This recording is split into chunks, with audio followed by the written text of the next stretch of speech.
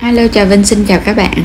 Hôm nay thì mình sẽ làm bánh bao nha. Với cách làm này, bánh trắng nè, bông, xốp và rất là mềm luôn. Phần nhân thịt củ đậm đà nè. Cách này thì rất là dễ, ai cũng có thể làm ngay tại nhà, có thể làm ăn hoặc là công thức để bán đều chuẩn ngon luôn. Thì mời các bạn cùng vào bếp để thực hiện bánh bao ngon này nha. Mình chuẩn bị đây là cái gói bột mì Hoa Ngọc Lan. Bột mì này thì các bạn làm bánh bao nó sẽ trắng và nó mềm. Nếu không có thì các bạn tìm mua cái loại bột hoa hồng cũng được nữa. Còn làm bột đa dụng thì cái vỏ bánh nó hơi vàng một chút. Mình dùng tiếp là cái loại men khô, men làm bánh mì. Và có là dầu ăn, một cái trứng gà, 350ml sữa tươi, 80g đường tương đương 4 muỗng canh, chút xíu muối cho bánh nó đậm đà nha. Đập cái quả trứng gà ra, mình chỉ lấy cái lòng trắng để trộn vô trong bột, còn lòng đỏ thì chút nữa mình cho vào phần nhân. Rồi các bạn sẽ khuấy lên cho nó tan ra, cho hết vô trong thau. Tiếp theo thì mình cho vào 4 muỗng canh đường, nửa muỗng cà phê muối.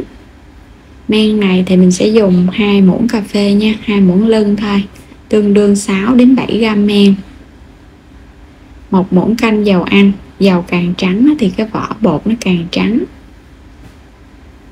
350ml sữa, mình chọn cái loại không đường, nó sẽ thơm hơn. Và cho sữa vào bột, cái bánh nó cũng trắng hơn so với các bạn dùng nước. Khuấy đều lên để bảo đảm phần men của mình nó còn hoạt động thì các bạn khuấy xong mà mình để 5 phút. Còn ở đây thì mình khuấy xong mà mình cho bột vô luôn. Thì mình dùng 600g bột mì. Mình chỉ dùng một loại bột này thôi. Nếu các bạn mà tìm không được dùng cái loại bột mì đa dụng thì mình dùng 550g bột mì và 50g bột bắp nha, để cho cái vỏ bột nó mềm hơn Tại vì nếu mà dùng bột mì đa dụng thì nó sẽ hơi khô. Trộn thật là đều và mình cho tiếp 100g còn lại vô là 600g.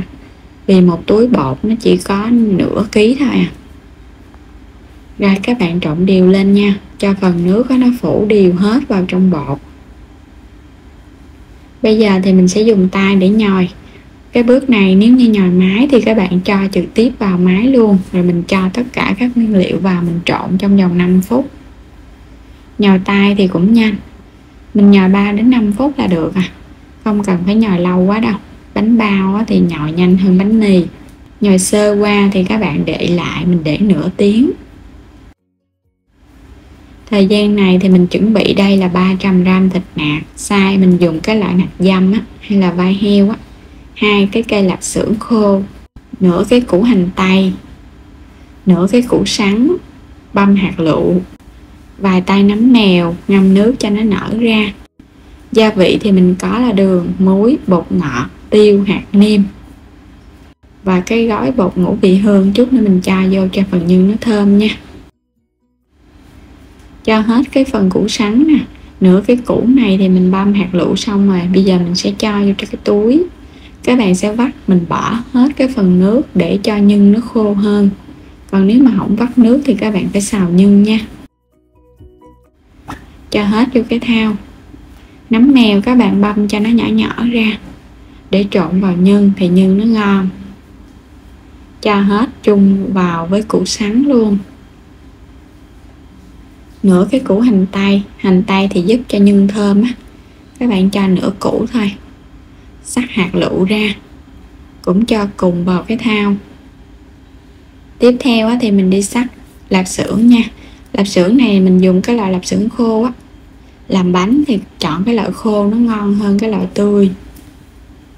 Rồi cho hết phần thịt vô để mình trộn. Cho một ít hành lá cắt nhỏ, cái lòng đỏ trứng hồi nãy nè. Ngũ vị hương mình chỉ cho vào nửa muỗng đến 1 muỗng cà phê thôi. Đường thì mình cho vào đây 1 muỗng canh vung đường. Hạt nêm, nửa muỗng muối, 1 muỗng bột ngọt và tiêu xay, 1 muỗng canh dầu hào nữa. Tất cả các nguyên liệu thì mình để ở phần mô tả, các bạn có thể xem thêm. Trộn đều lên. Phần nhân này mình sẽ trộn đều để cho nó kết dính lại. Và để cho nhân của mình nó dai hơn, các bạn đập xuống trong cái thau vài lần nha. Thịt nó sẽ dai. Rồi bây giờ mình sẽ để phần nhân qua một bên. Quay trở lại thao bột, mình để nửa tiếng thì thấy bột nó nở hơn nè.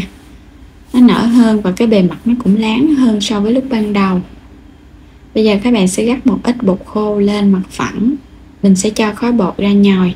Bột lúc này nó chỉ nở được một phần thôi, chứ chưa có nở hết đâu.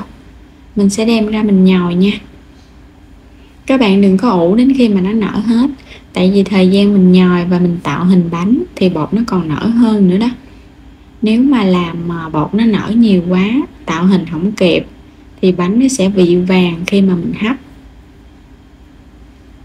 Mình nhồi sơ khoảng 3 đến 5 phút nữa để cho bột của mình nó mịn cái phần da ở bên ngoài.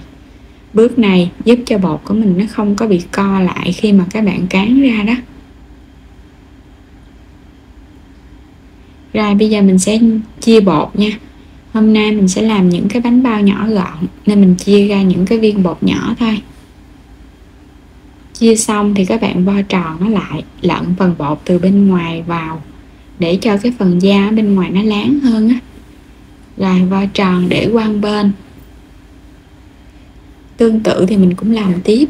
Làm đến đâu các bạn cắt bột đến đó để bột nó không có bị khô. Xong rồi thì mình chia được 23 cái bánh.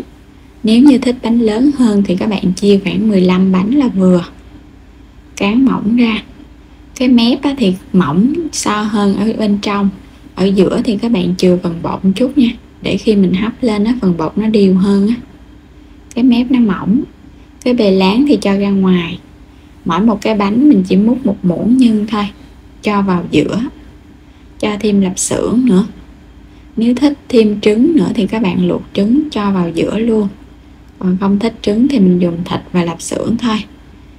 Túm đều những cái mép bột, xếp nó lại từng mối để nó dính chặt thì ra cái bánh nó đẹp hơn. Cuối cùng chốt cái mối bánh. Các bạn sẽ vo cho nó dài dài ra, nó nhô lên. Làm tiếp những cái bánh còn lại cho đến hết phần bột. Cũng gói tương tự vậy đó. Xong hết rồi thì mình gói cái thời gian á, mà mình gói thì những cái bánh đầu tiên nó đã nở. Bắt sẵn nước sôi. Bánh nào mà các bạn gói trước thì mình sẽ đem vào mình hấp nha. Cái phần da bên ngoài nó nở nè, cầm lên cái bánh nó xốp và nó nhẹ thì mình sẽ đem đi hấp. Nước sôi thì các bạn để ở mức lửa trung bình thôi. Bánh này nhỏ nên mình hấp 10 phút là nó chín. Đúng thời gian thì các bạn hạ lửa nhỏ hoặc là tắt bếp rồi mình mở nắp nhẹ ra.